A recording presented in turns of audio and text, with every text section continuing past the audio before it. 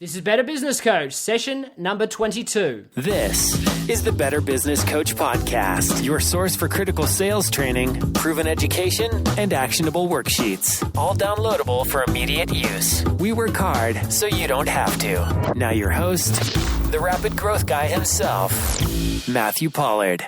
Hello everyone and welcome back to Better Business Coach Podcast. My name is Matthew Pollard and as always, I'm your rapid growth guy. Today I'm super excited. I have with me John McIntyre, and for those people that want to learn about email marketing, he is your absolute go-to guy. So John, welcome to the show. Matthew, it's good to be here. And another Aussie. Yeah, I know. It's good fun having an Aussie on the show, and I love to promote people that are Aussies, but you're good at what you do. So do you want to give me a little bit of a summary just for the listeners at home about what you do, just so that they can understand exactly why you're on my podcast today? Sure. So what I do, my name is John McIntyre. I actually live in Thailand, of all places. A lot of people find that interesting. And what I do is, let me try and do this, because we just did a podcast on the elevator speech. So basically, I help businesses get a lot of leads and that need to convert more of those leads into customers, do so with automated marketing campaigns, even if they've got no idea how to write an email. There you go, mate. You did that well. For those that haven't listened to session 2 of Better Business Coach, that's exactly what John just did, and we just did a session for his listeners on that as well. So I hope you've taken the opportunity, as I said, to spend some time really learning how to do that, because if you're not marketing for your business, no one else is.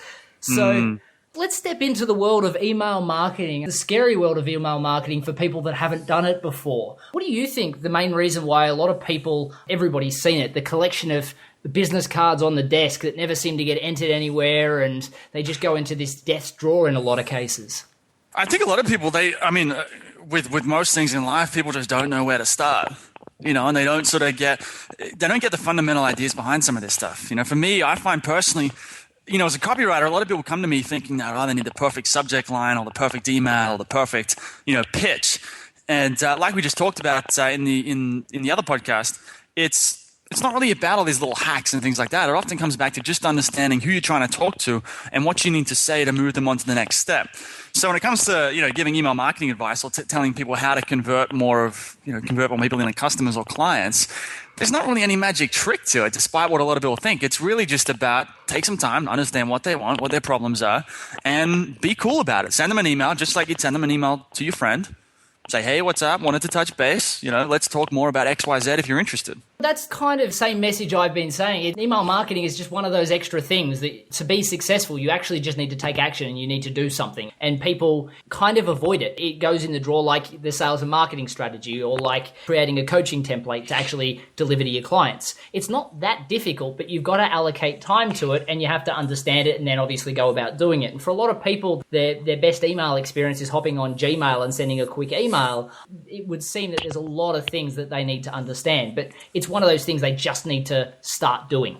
I mean, a big part of this is, one thing I've noticed about business is often people want a blueprint or a map that they can just, follow and be successful, no matter what business they're in. And the reality of it is that, it's not like that. That for every single person and every single business, there's going to be a different strategy that's going to suit them at any given time, because there's different market conditions, some person might have, 100 business cards that they should really be contacting. Someone else might not have any business cards because they can't afford to go to conferences, but they can go and do cold emailing, for example. And another person maybe doesn't even have a website, doesn't even have email software, but it's extremely good at face-to-face sales, so maybe should go and do some cold sales calls.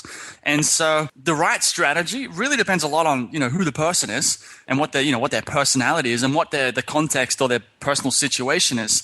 So it's a little bit hard sometimes. People come to me thinking email is going to be the bee's knees, thinking it's going to save them because they've heard these guys doing big launches and making 6 figures, 7 figures with different nifty email marketing strategies, and it's just not as simple as that. Well, I know a lot of the listeners are going to either be coaching clients that are interested in email marketing or not at all interested in email marketing, and they may be themselves. Let's cover off on whether or not email marketing is actually worth it. It's a lot of effort to go to, and don't people just delete every time they get an email that's a marketing email? This is a really funny question because there's a lot of articles out there going on about, say, email is dead, email marketing's dead, social media is a new thing, and social media is big, so that's a different story. But as for email, email's a funny thing. It's been around for probably since as long as the internet's been around, and at least for now, it's not going anywhere. Because we might be all on Facebook or, we're on MySpace before and we're using these social media sites, but at the end of the day, the bulk of online communication, especially serious communication, is happening via email. I agree with you because for me, the first thing I do when I get up in the morning is I check my email to make sure that there's nothing urgent. And every second day, I would say I get caught by one of these email marketing campaigns because the title is just interesting. I got one from Kerwin Ray the other day and it said, "This is the email." And I'm like, well, what is in the email? What do you mean this is the email? This is the email I should read, or is this the one that I'm going to decide to unsubscribe? Either way, I opened it. And all of a sudden, this person was top of mind again. And now I'm talking about him on a podcast and he's getting all this extra media. So it is one of those things that you just go to, and it's portable too, because you can have a bunch of people listening to your podcast like I do and like you do, but it doesn't get you people's email addresses that you can notify. They have to tune in. Yep. So an email is like having somebody's mailbox that you can send them whatever you want for free all the time, as opposed to all of these others, even like social media. It doesn't work unless they engage with you. Exactly. I mean, one way that I try and explain it to people is they think they've got to have, how many, what's the best length of an automated, email sequence or email campaign, or how long should the emails be? What's the perfect subject line? And the way I frame it up is just that, in business, there's a communication process that from that point where someone doesn't know who you are to the point where they're, a client or a customer, there's a certain amount of communication and rapport building that has to happen. And email, it's not really, you can't use it in isolation. It's just part of that process. You can use, you can do a face-to-face sales call and close the deal like that. All email allows you to do is just do it, do something like that at scale. Where, by that I mean, do it with a lot of people at the same time. And I think that's really the way to think about it. People get caught up too much on the little stuff, the little, nitty-gritty, the tactics, that kind of thing. The main way to think about it is it's just another tool in the arsenal for building a relationship with someone you've networked with at a conference, or it could be a list of, 10,000 people that you've bought or built with Facebook ads. But the fundamental idea is you're building a relationship with people. The other thing is that this comes down to you know what you know, but you don't know what you don't know. And when I just turned 19, I built my first business. And within a period of a year, I had 20 sales consultants out seeing 4 or 5 people a day. And they were doing presentations and we were building the brand. And I never got one email address. Not even the clients that we signed up, and we had over 3,500 clients. I didn't get one email address. And to this day, I still regret that I didn't know it back then. And the fact that you haven't done it yet, don't let it hold you back from doing it in the future. You didn't know about it. You didn't know the necessity to do it. However, imagine if I had kept a relationship with these, not the 3,500 people that we ended up signing over, but all of the clients that we spoke to, and just sent them an email every now and then reminding. Eventually, they may have had another mobile they needed to change, or a landline, or maybe they had a disagreement with their provider or a contract. I'd have to continually call them to ask them how things were going. And my sales staff did, as opposed to just physically emailing them all the time, keeping that relationship. People can always unsubscribe, and because they don't, it means that they're genuinely interested in the information. So let's get our hands dirty, John, and let's talk about the bare bones 5 basics that we need to know about email marketing. How do we get started? I think the way to get started is to not to write an email, not even to write a subject line, not even to think about any of that yet. One of the first things people should do is do what you mentioned, you talked about in episode 2, the figure out that differentiation, figure out that statement. I help X people do Y, even if, Z. Because, really what that's about is it's not even about that exercise so much as the first thing you got to do, step 1 in any kind of business, is to understand who the hell you're trying to talk to.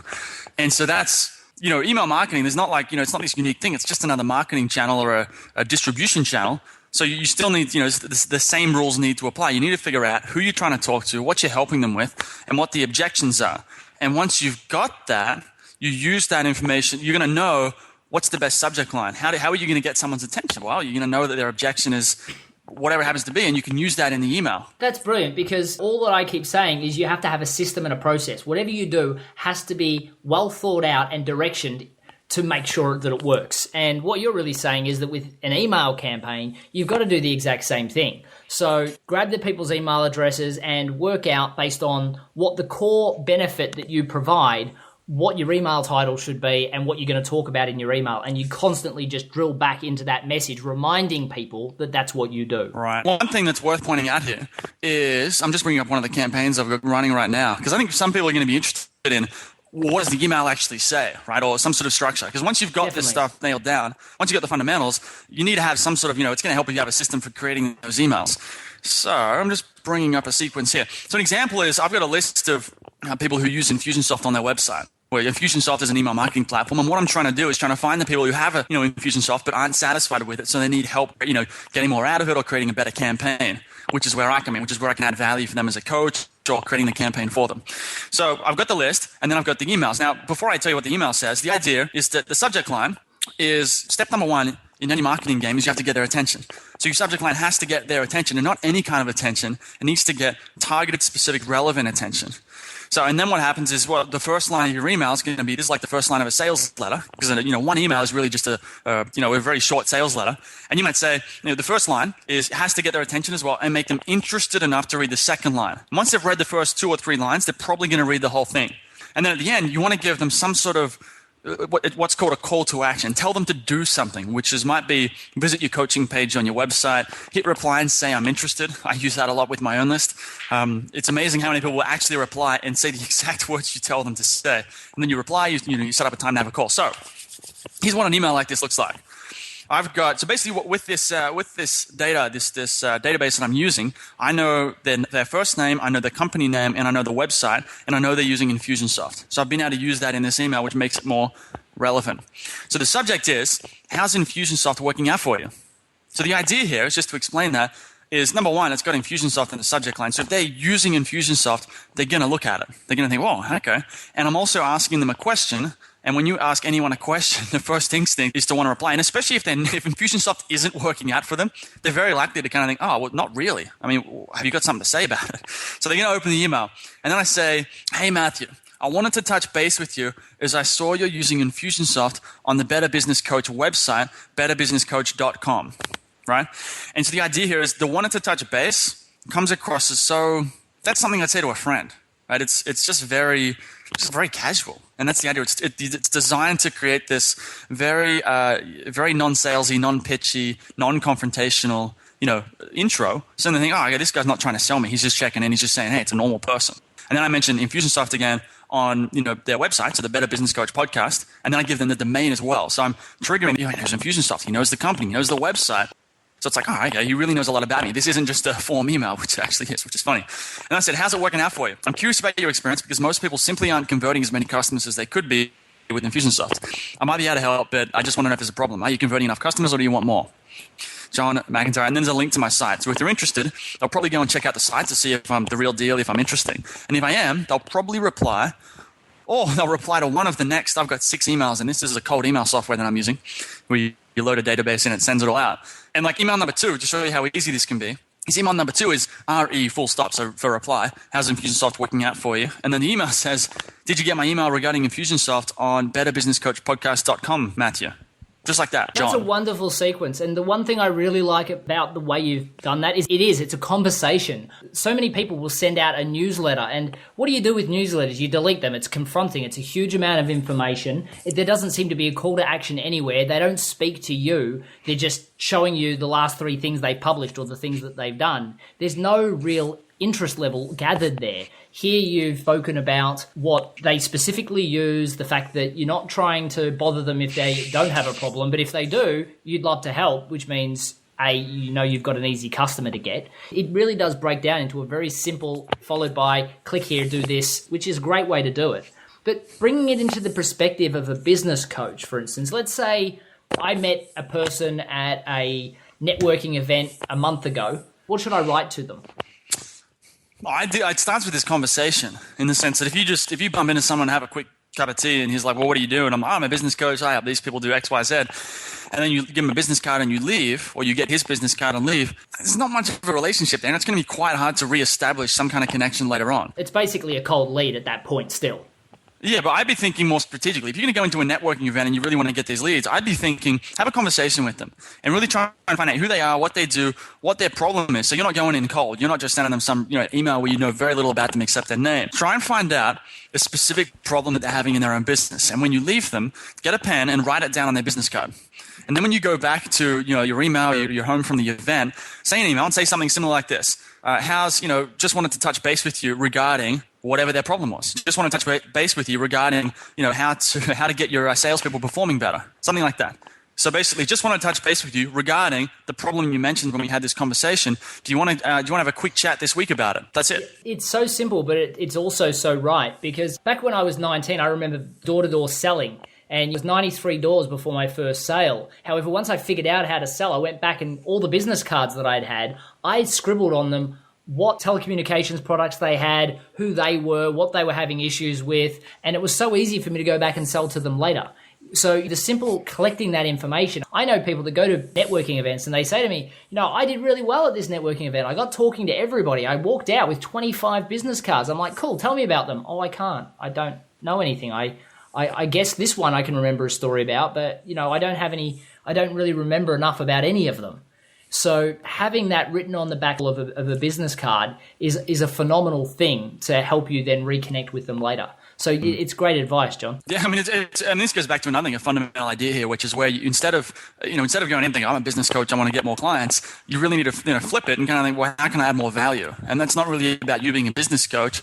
It's about looking for specific problems that you can solve. And if you've got someone you don't even know what their problem is, then you have no idea if you can actually help them. And in a lot of cases, you're not going to be able to help them because their problem is, for whatever reason, it's just not something that you work with. It's not your area of expertise, and that's fine. There's nothing wrong with that. The idea here isn't to become such a great salesman that you can sell someone who doesn't actually need what you want. The idea is to become such a good salesman that you're helping people who actually need what you want, and that requires you to, surprise, surprise, figure out what they need. The whole idea is that you want to make sure that the people that do need your service and appreciate what you do become your clients. And the ones that aren't, well, you weren't going to be able to help them anyway. So if they unsubscribe, if they don't reply, you don't have to have your feelings hurt. That's the way you do business. In a good email will have somebody send back, look, thanks for your email, but everything's fine. A bad email may not get a reply, but that's what you do. You trial, you test, and that's how we move forward. Yeah. I mean, it's one of these things too where, if you've got 25 business cards, probably at least 50% of them aren't going to turn into, anything. It's just the nature of it. But if you get a couple of clients out of it, like an event, if you go to an event, you spend $2,000 to go to some marketing event or business coach event or whatever the event happens to be, you get 10 business cards, depending on what you're charging for the coaching services. But usually it's going to be at least a couple of $1,000s. You're going to make that back pretty quick. If you can get 10 and convert one or two of them, well, it's worth going. Exactly right. And this is a good segue to how we, I guess, get to find you, because your podcast is really quite awesome in a way. I like to think of it more, it's an internet marketing or email marketing mastermind group. Every single episode's giving you new information on how to go about getting those clients interested. And you've had some really good stars on it recently. So do you want to take a second, because we're getting close to the 20-minute mark now. Obviously, our show, we try to keep it at that sort of size. So do you want to tell people a little bit about how they can find you and about your show that I've become a bit of a fan of? It's the show is at themcmethod.com. You can put a / there and add podcast if you want to go directly to the podcast. We've just put out the 95th episodes, which was with Neil Patel. 96, sorry. Neil Patel, a big content marketing guy. And from the feedback that I've gotten from the listeners is that what people like about it is it's not just an internet marketing podcast. It's not just here's how to make a squeeze page or a landing page or a sales funnel. I think what I like to do, because I have to bring a lot of you might say my personality to it, where I get sick of talking about the same thing every week. So I'm not going to talk about split testing or email marketing every single week, because you just get when you talk about the same thing, it gets boring. So what I do is I kind of mix it up. I've had conversations about, what would I do last night? I think I did one last night. It was on we're talking about money, wealth management, how to, is it worth continuing to hustle forever?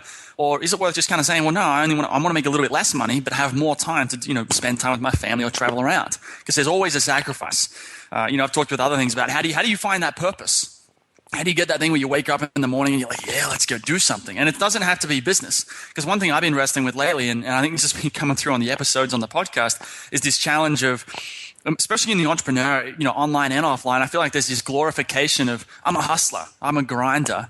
And after a while, you kind of get past it. You kind of realize that, life's too short. You really want to do what you really enjoy doing most days. You don't want to be going about doing stuff just because it's, it's like you get, people think you're cool because you're working 12, 14 hours a day. If you do that, but do it because you enjoy it. So anyway, back to the podcast. What I like about it and why I think a lot of other people are getting a lot out of it is it's got a lot of marketing stuff on there, all sorts of stuff, mainly around email marketing, but tons of different angles and lots of great actionable information. But there's also that added side of it, call it motivation or inspiration, and some of just that general mindset stuff, because I find that kind of thing really, really fun to talk about. So That's at themcmethod.com/podcast. That's awesome, John. And you're going to be in Austin to share some time with me around South by time. So I'm really looking forward to seeing you face to face finally. Yeah, that will be good, man. We'll have to have a beer. Definitely, it's mate. like two Aussies. Let's do it, mate. Let's do it. But look, thanks very much for coming on the show. I know that the listeners definitely do appreciate it. One of the things I love about John is, especially his podcast, is it's all about giving value. Very similar to mine. It's all about giving you takeaways that you can implement straight into your business. So make sure you check it out at mcmethod.com. And again, thank you very much for listening to Better Business Coach Podcast. And make sure, if you haven't already, please subscribe to the audio podcast found on iTunes. Thanks very much, and I'll see you next time. Thanks for listening to the Better Business Coach Podcast. Head over to MatthewPollard.guru for links, recaps, and any downloadable templates mentioned in this and every show. Also, if you've not already rated our new podcast in iTunes, we'd love your support. Simply leave a review and the star rating you think worthy. Hey, and don't forget to subscribe so you don't miss a thing. Thank you in advance, and see you next time.